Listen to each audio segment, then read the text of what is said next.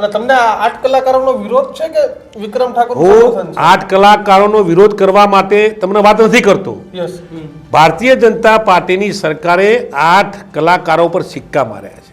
જ્યારે જ્યારે જરૂર પડે ત્યારે એ 8 કલાકારોને જ બોલાવવાના. પણ એવું નથી, બળદેવજી ચૂંટણી હોય અને લોકલ વિધાનસભા હોય ત્યારે પાછા આમને ઉપયોગ કરી લે, વખાણો કરાવી લે, બધું હું કરાવી લે. તમને એ વાત કરું છું કે 8 કલાકારો છે એ મોંઘા કલાકારો છે, એમની સેલિબ્રિટી માને છે.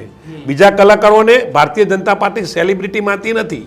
દાખલા તરીકે સ્થાનિક કલાકાર, સ્થાનિક જે વિસ્તારો છે એ વિસ્તારમાં જો બળદેવજી ચાલતા હોય, કોઈ વિસ્તારમાં વિક્રમભાઈ ચાલતા હોય, કોઈ વિસ્તારમાં અમારી તેજલ ચાલતી હોય, કોઈ વિસ્તારમાં અમારા બીજા સાગર પટેલ ચાલતા હોય, જે વિસ્તારમાં ચાલતા હોય એ વિસ્તારમાં સામેના માણસને નુકસાન કરવા માટે ભારતીય જનતા પાર્ટી એવા કલાકારોને બોલાવી અને કઈ રીતે સામેના માણસને નુકસાન કરવું એનો ઉપયોગ કરી અને ફેંકી દેવાના.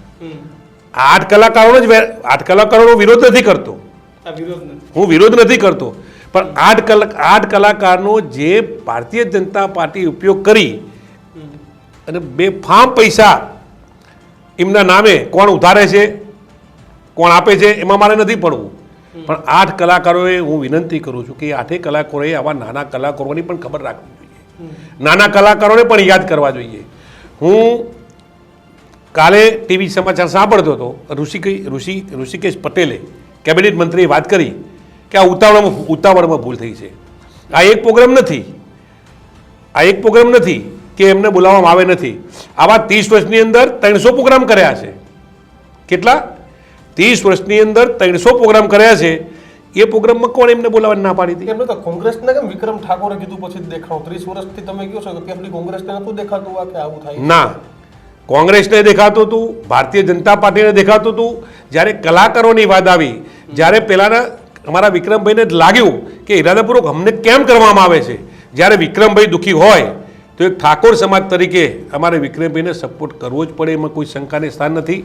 અમે ભાજપમાં હોઈએ કે કોંગ્રેસમાં હોઈએ, પાર્ટી અમે જોતા ના હોઈએ, પણ જ્યારે કોઈ સમાજના દીકરાને દુઃખ લાગ્યું હોય, સમાજના દીકરાની વાત સાચી હોય તો રમેશ અમે એક ઠાકોર સમાજના આગેવાન તરીકે, ભાજપ હોય કે કોંગ્રેસ હોય, સમાજના એક દીકરા તરીકે અમારે સપોર્ટ કરવો પડે, એમાં કોઈ શંકાને સ્થાન ના હોઈ શકે.